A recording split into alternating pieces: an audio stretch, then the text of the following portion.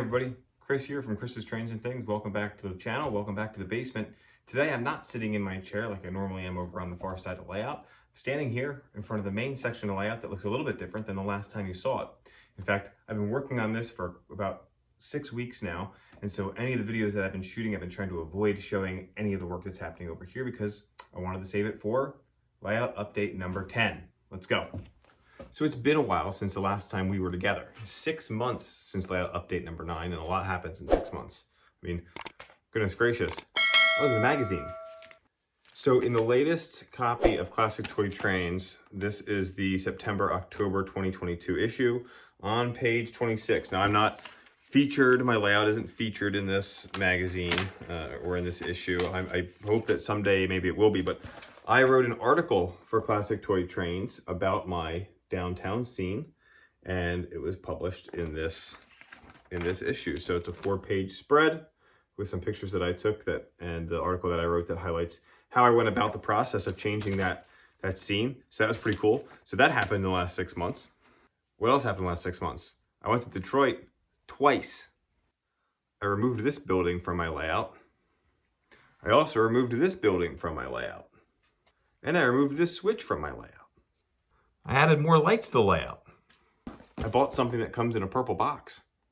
And a whole lot more happened. So let's go ahead and dive in right here on Chris's Trains and Things. Let's go. Here are some of the newer acquisitions just recently. So these are the single sheath box cars from MTH.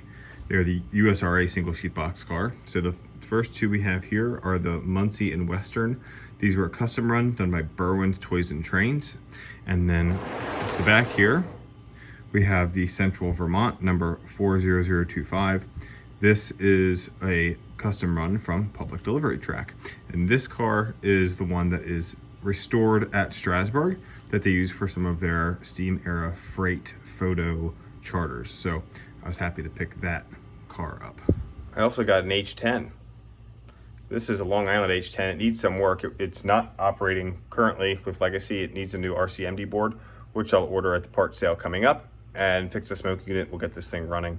So this is the first Long Island piece I have in my collection. My thought was I'd swap the tender shell out. Unfortunately, the tender shell that I have isn't going to match for this, but it is what it is. So we're going to get it running, and we'll see if I want to keep it or maybe sell it. If I can find a Pensy H10, that would be ideal. The nice thing is this has whistle steam and a swinging bell. So a pretty neat addition to the collection. Now, I did say I bought something that came in a purple box, which is not something I'm known for when it comes to motive power, but I was in Detroit and had the opportunity to purchase something that I couldn't say no to. What could it be? It is the MTH PS2 DC3 inspection car. How cool is this? So when I was in Detroit, one of the Detroit 3-reelers, Dave Smith, had this with him and said that he had it for sale for a while and never sold. I asked him if it was still for sale. He said, make me an offer, and I did. We came up with a good price that I felt was fair for this piece. Now this is PS2, so I do have to put a BCR in it. I'm waiting on one to come in. However, the big new addition that I got is this. This is the 1926 Cardinal set from Lionel. It is on the tracks behind me, and I've posted some videos on Instagram of this set. I picked it up from Henning's Trains in Lansdale, Pennsylvania. And it's beautiful. So it comes with a Legacy Pacific. It comes with 4 passenger cars also, so you get the combination car, 2 coaches, and an observation car. But then there's a 2-pack. So I bought it. And there's a Station Sound Steiner car, which I bought. So with all 7 cars, you get the true prototypical consist of the Cardinals train. I will do a review of this later on my channel. But this was a real train that ran in 1926. That's why it is a Pacific and not a New York Central Hudson. This was in the pre-Hudson days, and these cars are absolutely gorgeous. Lionel knocked this one out of the park, and there are not many videos of this online. So really, really happy to have this in the collection. Another New York Central engine to go along with the pacemaker that's hiding over there and on the yard lead. So a beautiful Pacific. We'll run this around the layout for our running session today. So over here is the upper level town. Now this was a storage yard, we tore that out. I have an entire video series that documents that progress. So we're not gonna spend a whole lot of time looking at this side of the layout. But one of the things that we added was the lower level reversing loop. And yes, I have a video that goes through that as well. So this track here goes through that tunnel portal and it loops down underneath the layout. Let's dive down and check it out. So we're down here underneath the layout, and I've already talked about the reversing loop itself, which is this track here. But what I also added was a switch and then some storage tracks. So I wanted to just show that here. So I've got a yard switch and I've got 2 storage tracks down here that you can see. I've got my, I've got 4 P70 passenger cars there and 2 other cars with this train. And then I can fit my entire pacemaker boxcar set and some other box cars with that as well on the wall side storage track. I do plan to extend this all the way down to the far wall at some point in time. We're just not quite there yet. I got to clear out some more boxes under here, but that'll help allow me to store really long trains, and maybe I'll add a couple more switches to have some staging tracks down here, which is really, really handy. So let's just get to it. And to be honest with you, I wasn't going to show any of this work until it was completely done, but that's just going to take me a little bit longer than I'd like to wait. I like to keep you guys updated on some of the work that I'm doing. And now that you see it, I can bring you along for the progress as we go. So the first thing is we've torn out the 3-way yard switch that led to our Corber diesel facility. That is gone. The purpose of that is because I've got the Altoona Model Works kit that I purchased at York, or excuse me, I picked up at York. That's going to get installed on the layout somewhere else. And so the Corber kit had to go anyway, so we decided to pull all that out. Now, what I've done is I've taken, as you can see, some foam core, and I've basically just brought the center section of layout up. So what else did we remove? Well, we had the siding that had my 060T and Woodland Scenics mill. We had the Menards Power and Light building, and then we had the station. So what you'll see is, by bringing this whole section up, I've actually moved the station to the front side of the layout. So I've added this little bump out section here, brought the station to the front so it's actually on the same side as the passenger siding. Didn't make a whole lot of sense for the station to be where it was, so we decided to bring it back over here. Now, since I also did that, my yard lead used to come right off this curve. So I had this curve here. This was an 096 curve, and then I had an 096 switch, and the diverting was actually the main line. And if you went straight, it took you right into the turntable where the pacemaker mohawk is. What I've done is I've moved that switch all the way down here, about 10 feet or so, and added a longer lead into my yard. What that allows me to do is it allows me to store a train here if I want to, and just provides a little bit more, I think, realism, and it makes it look like a 4-track main line when you come right down to look at the layout, which I think is a really neat effect. Here at the station, what you'll see is I've added a little bit of a street scene here as if it continued on. Obviously it doesn't, but it's just part of a roadway. And then we've got our concrete base. Now I've got to build up some ground cover for the station's actually sitting, because it wouldn't just be sitting on a giant slab of concrete, but we've got that there as our base, and we'll build up around there and scenic that in time. Looking straight ahead, we've got our raised area there in the center. Now, what's the purpose? What's this going to be? My vision for this is more of like an old abandoned town, or one that's, you know, the heyday has come and gone. So what I've done is I've built this retaining wall. So when you come down here to track level, you've got that as your kind of the background there. What it does is it helps hide the trains in the background. Now, I'm not at track level because of these Pullman cars sitting in front of me, but if we come even lower, you can see how it hides those trains in the back, which is the effect that I was going for.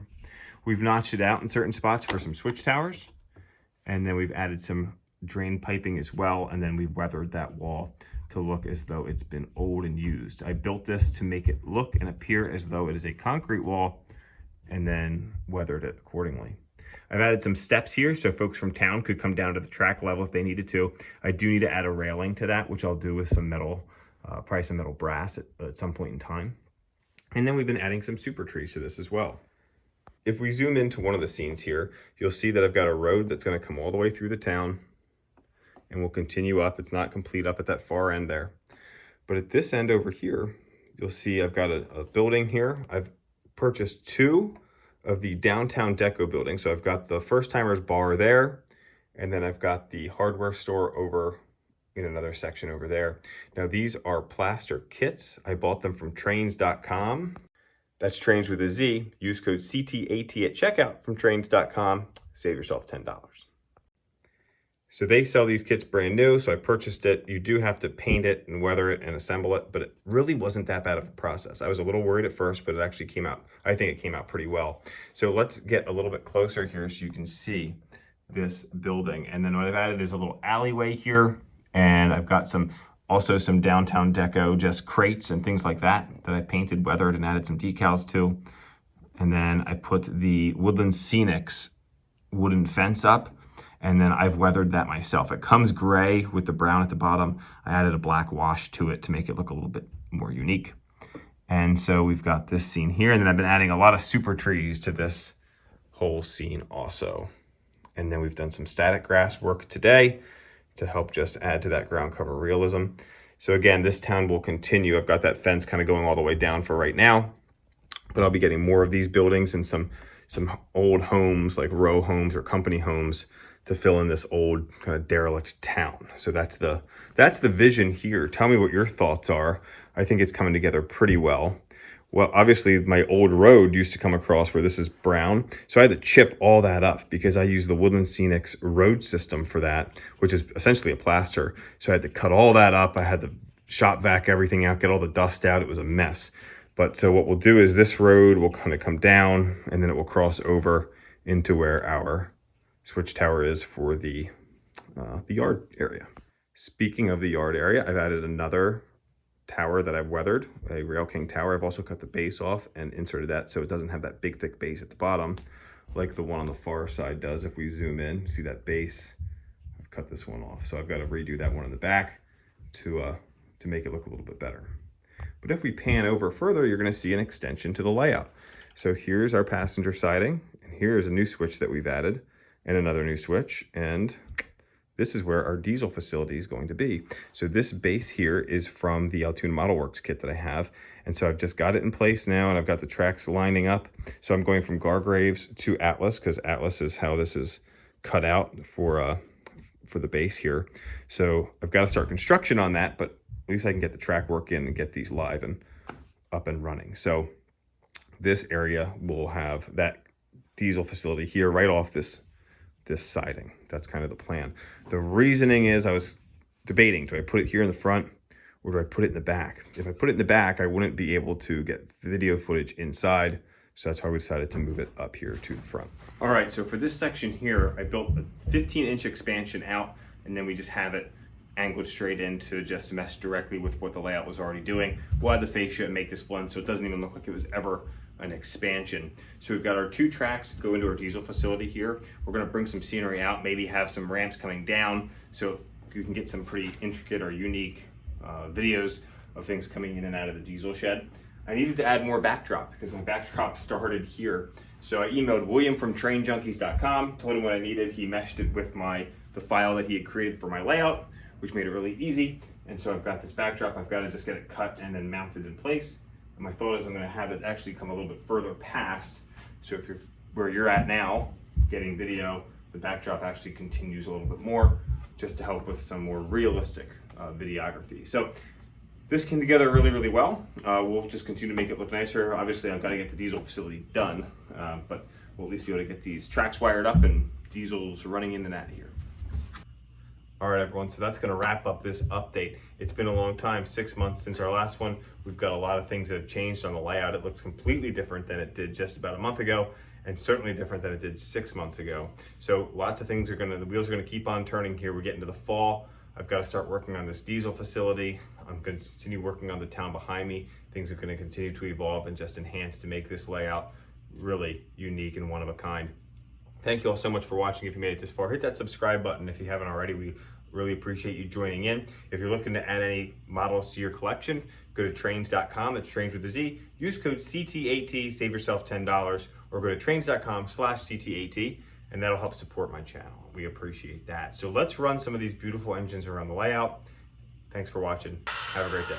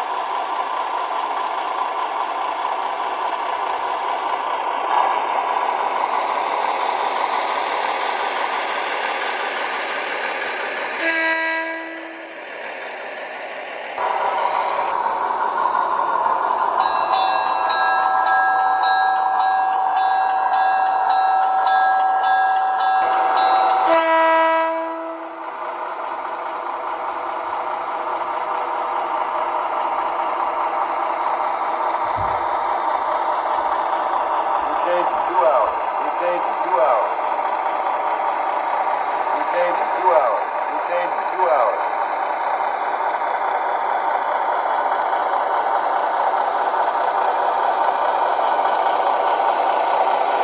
Okay, we're coming up to the switch at 38. Thanks. I'll start recording.